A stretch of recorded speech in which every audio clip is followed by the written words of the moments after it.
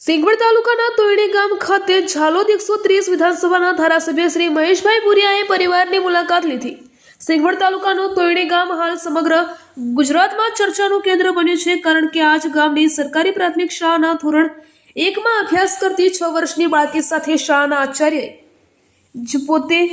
પોતાની કારમાં દુષ્કર્મ કરવાનો પ્રયાસ કરી હત્યા કરી દેતા સમગ્ર દાહોદ જિલ્લા સહિત સમગ્ર ગુજરાતમાં આ નરાધમ આચાર્ય પ્રત્યે ફિટકારની લાગણી ફેલાઈ રહી છે। ત્યારે આ હૃદયદ્રાવક ઘટનાને પરિવાર સાથે જ બની છે, તે પરિવારમાં હાલ શોકનો માહોલ છવાઈ ગયો છે। અને ત્યારે આજે 130 ઝાલોદ વિધાનસભાના ધારાસભ્ય શ્રી મહેશભાઈ ભુરિયાએ બાળકીના પરિવારને મળીને દુઃખની આ ઘડીમાં મળીને તેમને હૂંફ અને સાંત્વના પાઠવી હતી અને મહેશભાઈ ભુરિયાએ બાળકીને પુષ્પમાળા અર્પણ કરી શ્રદ્ધાંજલિ પાઠવી તેના પવિત્ર આત્માને શાંતિ માટે પ્રાર્થના કરી હતી અને તેના પરિવારને પણ દુઃખ સહન કરવાની ભગવાન શક્તિ આપે એવી પ્રાર્થના કરવામાં આવી હતી।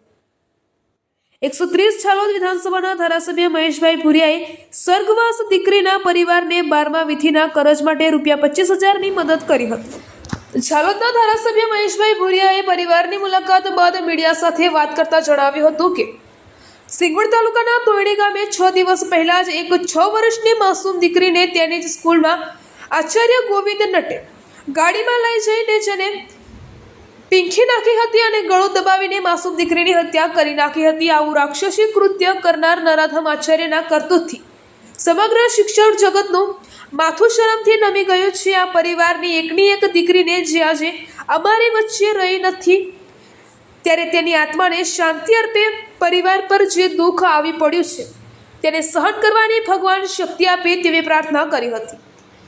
અહેવાલ સુરેશ મકવાણા, ગુજરાત બ્યુરો છે। 20 સપ્ટેમ્બરે તોયડી પ્રાથમિક શાળામાં અમારી દીકરી દુરીશાબેન ઈશ્વરભાઈ બારિયા સ્કૂલમાં ધોરણ 1માં અભ્યાસ કરતી હતી અને શાળાના આચાર્યની ગાડીમાં બેસાડી દીકરીની શાળાએ અભ્યાસ કરવા માટે મોકલેલ હતી અને મારી દીકરી જોડે શાળાના આચાર્યશ્રીએ એના જોડે એનું ગળો દબાવી હત્યા કરવામાં આવેલ છે।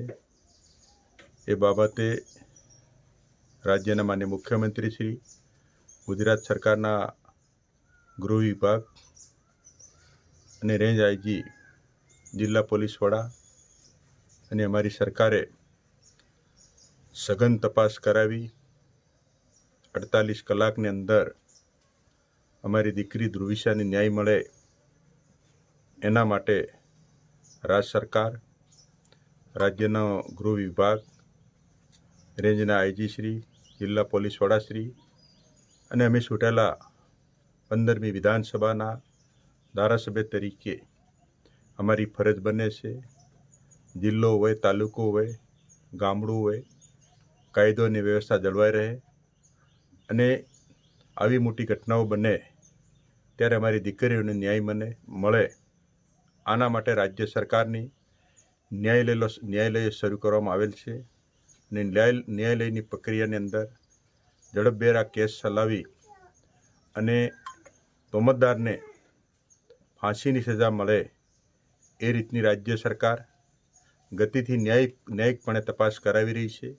દેશના અમારા યશસ્વી પ્રધાનમંત્રી, વૈશ્વિક નેતા માન્ય નરેન્દ્રભાઈ મોદી સાહેબ, દેશના ગૃહમંત્રી માન્ય અમિતભાઈ શાહ સાહેબના વડપણ હેઠળની આ ગુજરાત સરકાર ગતિથી સમય મર્યાદાની અંદર સમયબંધ તપાસ કરાવી અને અમારી દીકરીને દુર્વિશાબેન ઈશ્વરભાઈ પટેલને બારિયાને જે હત્યા કરવામાં આવેલ છે એને હત્યારાઓને સખતમાં સખત સજા થાય એવું આ વિસ્તારના, આ જિલ્લાના ધારાસભ્ય તરીકે હું મારા દીકરીને ન્યાય અપાવવા માટે કટિબદ્ધ છું। મારી સરકાર પણ કટિબદ્ધ છે અને પરિવાર ઉપર આવેલી એ દુઃખદ ઘટના છે, એ દુઃખદ ઘટના ભગવાન એમને શક્તિ આપે દુઃખ સહન કરવાની એ જ અભ્યર્થના સહ અમારી દીકરીને શરણોમાં કોટી કોટી વંદન। જી સર, કઈ વિધાનસભાના?